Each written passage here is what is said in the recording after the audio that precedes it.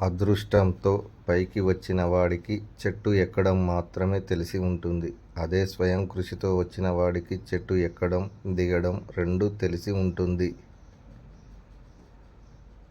మొదటివాడు ఎప్పుడు పడతానోనని భయపడుతూ ఉంటే, రెండోవాడు పడినా పైకెక్కగలను అనే ధైర్యంతో ఉంటాడు.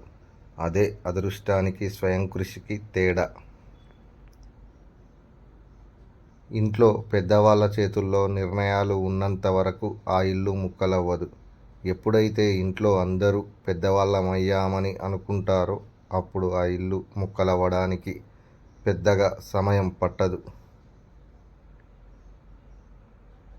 ఎదుటివారి తప్పులు చూపించే ముందు నువ్వు తప్పులు చేయడం మానేయాలి. నువ్వు తప్పులు చేస్తూ ఎదుటివారి తప్పులు ఎత్తి చూపడం భవ్యం కాదు, సంస్కారం కాదు.